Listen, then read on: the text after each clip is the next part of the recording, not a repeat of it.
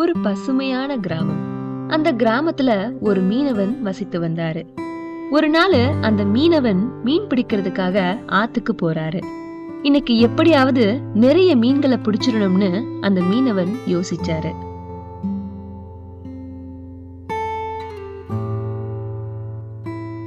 லா லா லா லா லா லா லா லா லா லா லா லா.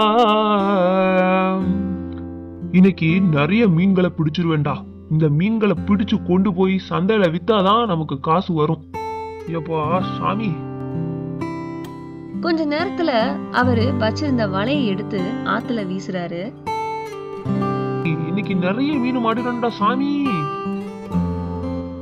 கொஞ்ச நேரம் போனதும் அவர் வலைய மேல இழுத்து பாக்குறாரு. ஆனா அந்த வலை மேல வர மாட்டேங்குது. அவரு மேலும் முயற்சி பண்ணி அந்த வலைய மேல இழுத்துடுறாரு. அந்த வலைய பார்த்தா ஒரே ஒரு குட்டி மீன் மட்டும் சிக்கி இருந்தது. அந்த மீனவன் அந்த மீனை கையில எடுக்கலான்னு போகும்போது மீன் பேச ஆரம்பிச்சிடுது. இன்னைக்கு என்ன பிடிச்சிட்டீங்களா? ப்ளீஸ் என்ன விட்டுருங்க, நான் என் அம்மா அப்பா கிட்ட போகணும் அப்படின்னு அந்த குட்டி மீன் கத்த ஆரம்பிச்சிடுது. ஆனா அந்த மீனவன் அந்த மீனோட பேச்ச கேக்குற மாதிரியே இல்ல. உடனே அந்த மீன் ஒரு புத்திசாலித்தனமா ஒரு பிளான் ஒண்ணு பண்ணுது. அது என்னன்னு நீங்களே பாருங்க. மீனவரே, என்னைய நீங்க இன்னைக்கு தண்ணியில விட்டுட்டு போனீங்கன்னா உள்ள போய் என் ஃப்ரெண்ட்ஸ் கிட்ட உங்களை பத்தி சொல்லுவேன். அவங்களும் உங்களை பாக்குறதுக்கு வருவாங்க. அப்புறம் என்ன, உங்களுக்கு நிறைய மீன் கிடைக்குமே அப்படின்னு அந்த குட்டி மீன் சொல்லுது.